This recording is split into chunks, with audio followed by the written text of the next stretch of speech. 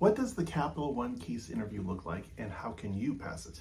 You'll find out in this video. So before we go through the interview process, let me give you a brief overview of Capital One. Capital One is a bank holding company that specializes in credit cards, auto loans, banking, and savings accounts. It's one of the largest banks in the United States. But what makes it unique? What makes it different from other consulting jobs? Well, Capital One is unique because it is a bank with talented internal consultants. You'll be working on internal strategy consulting work with the benefits of the tech and financial services culture. The major difference between strategy at Capital One and other firms is that you will focus on the financial services industry for the products Capital One offers. If you're recruiting on campus for various analyst roles, the process typically looks like this. Resume drop, cover letter is not needed. First round interviews, 2 interviews, case and behavioral. Final round interviews, 4 interviews, case, product, and behavior. If you're applying from a school that doesn't have a formal Capital One recruiting program or as an experienced hire, there may be some additional elements to your application and interview process, including a cover letter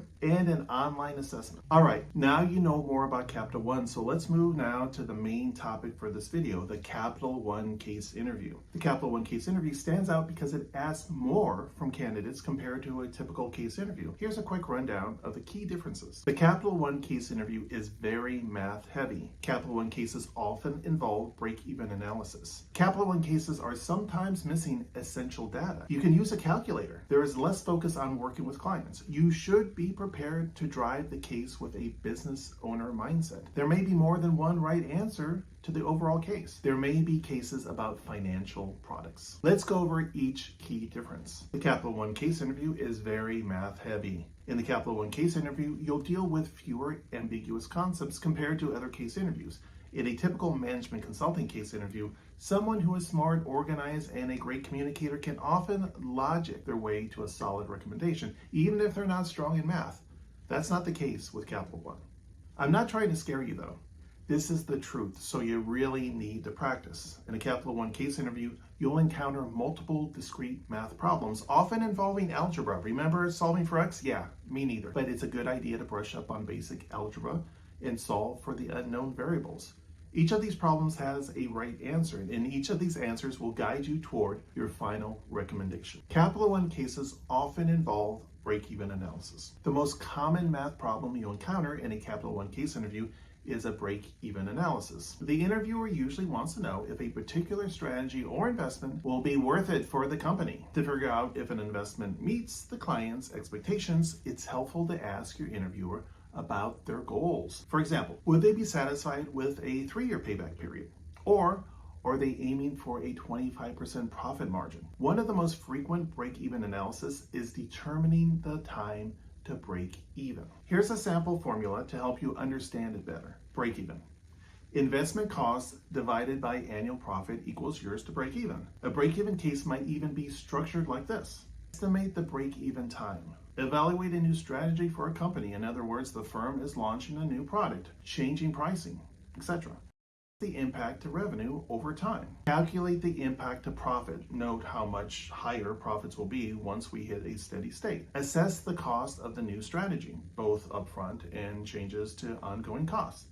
Make a recommendation on whether the effort seems worth it. The recommendation you make may be subjective based on your experiences. A few examples would be, break-even is 2 years and profit increases 2%. Break-even is 2 years and profits increase 10%.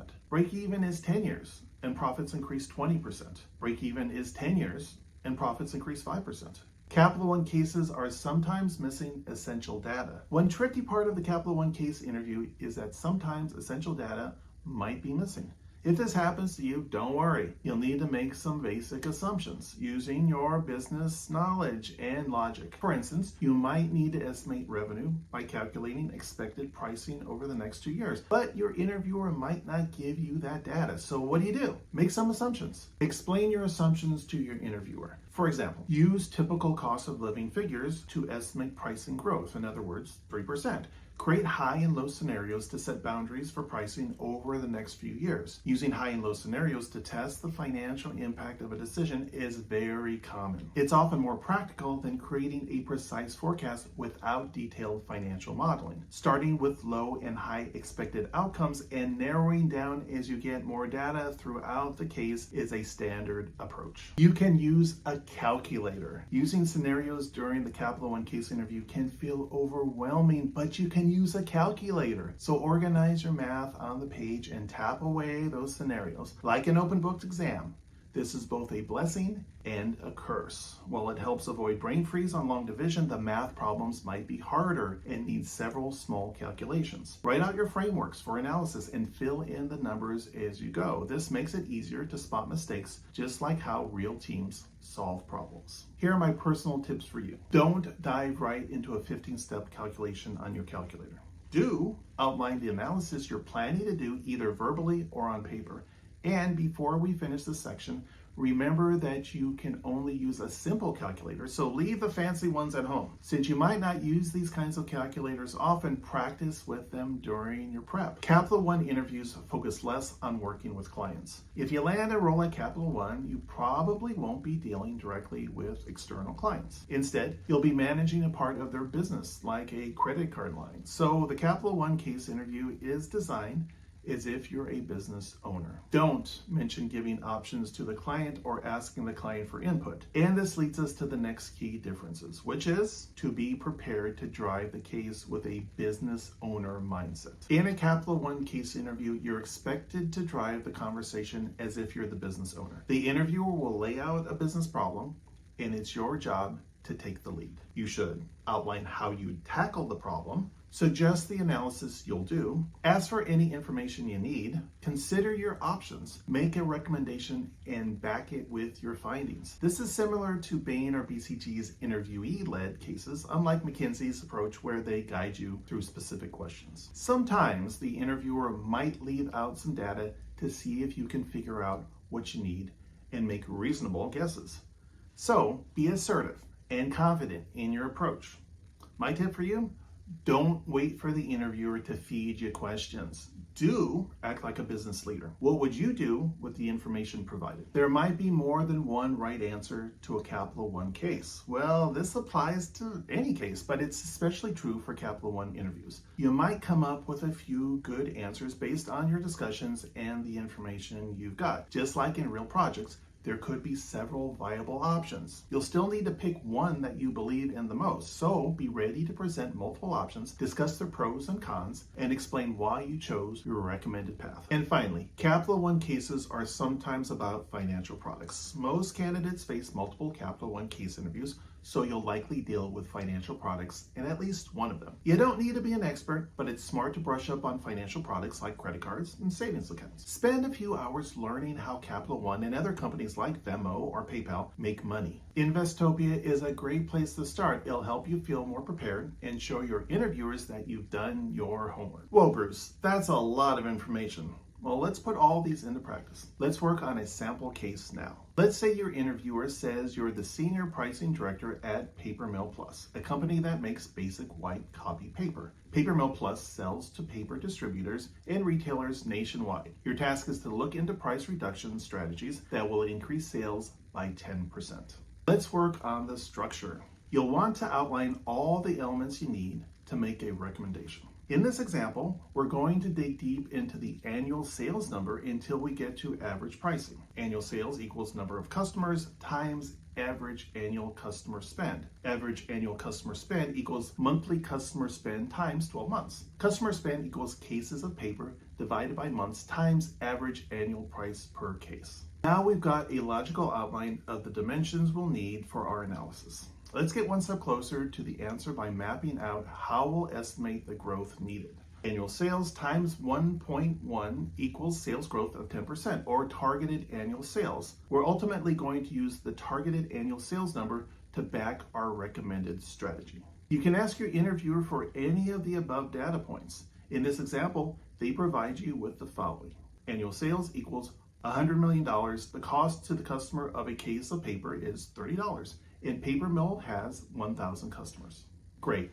Now we have a structure. let's do some analysis. From here, we're going to have to back into a few numbers. So let's start with firming up the targeted annual sales number. So annual cost, $100 million times a growth factor of 1.1 equals $110 million.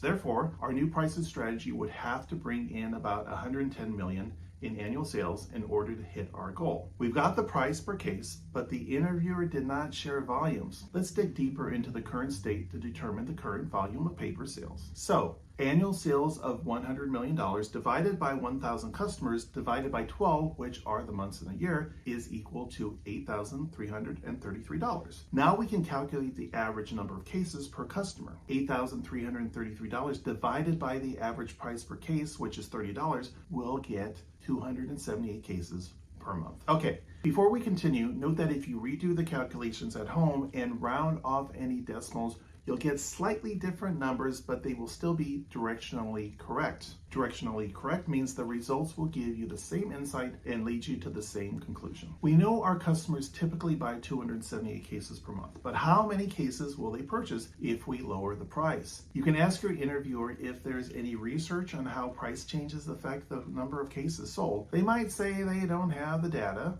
However, they do know that end users have consistent demand for paper and limited storage space. So distributors and retailers don't like to overstock. That said, distributors and retailers do have some extra storage space and would likely buy a bit more if they can increase their margins, even if just slightly. Since you won't get specific data, make a reasonable assumption. The simple approach is to estimate that for every $1 drop in price, customers will buy X more cases. The interviewer didn't indicate that your customers are very price sensitive, so it's wise to be conservative with your assumptions. You might propose it to your interviewer like this. Since we don't know the exact impact that a price reduction has on the cases of paper sold, let's make an assumption for every $1 drop in price. On average, customers will buy 20 more cases. Are you comfortable with this assumption? Your interviewer will either agree with your assumption or suggest adjusting it up or down. I recommend picking a number that makes the math simpler. Now, let's calculate the new sales number using our estimate for a $1 price drop, which would mean cases per customer per month would rise to 298. Average price divided by cases, $29. Cases times customer monthly is 298. Months in a year is 12, and customers is 1,000. So that's $29 times 298 times 12 times 1,000 equals $103,626,667. This is shy of our goal of $110 million. So let's see if another larger price reduction gets us there. Here we assume a $4 price reduction and an increase in cases per month of 80. Average price divided by cases, 26. Cases times customers monthly is 358. Months in a year is 12, and customers remain at 1,000. So that's $26 times 358 times 12 times 1,000 equals $111,696,000. Great. We are now down to our recommendation. From our computation, we got to 111 million.6, which is greater than our goal of 110 million. So reducing the price per case by $4 is a pricing strategy that could meet our goals as long as on average our customers buy 80 additional cases per month. As you discuss the strategy with your interviewer, you should explore the pros and cons and risks of the strategy. There are certainly other issues to consider, such as how competitors may react to your price drop. Will customers overbuy for a few months and then reduce demand because they're overstocked on paper? Will this impact customer buying behavior over the long term? In other words, will they pressure your sales team for more and more deals? So while the data indicates there is a path to hitting 10% sales growth, there are risks to review with your interviewer and more than one possible correct recommendation. This is just a sample analysis to show how to think through the math for a Capital One case interview and how it can factor into your final recommendation. Okay, we're done. How was it? As I mentioned, it would be best for you to do a lot of practice in order to pass the Capital One case interview. There you have it, everything you need to know to pass the Capital One case interview. I'm curious, will you be going through a case interview soon? If you comment below the name of the firm that you will be interviewing for, I'll share resources on how you can pass the interview. So, for example, if you put Capital One, I'll send you some resources for passing your interview with Capital One. And if you are 100% serious about becoming a consultant at Capital One or another amazing firm, I would love to help. My team and I are former consulting recruiters and interviewers who help applicants get and pass the interviews so they can land their consulting offer. To date, we have a 90% success rate. That means 9 out of 10 applicants who work with us land at least one offer, and we've helped over 800 people already land a consulting job. If you are serious about becoming a management consultant and want to hear how we can help you, click on the link below to book a call with my team to find out more. Booking this call could put you one step closer to landing your offer at Capital One or other management consulting firms. But you don't have to take my word for it.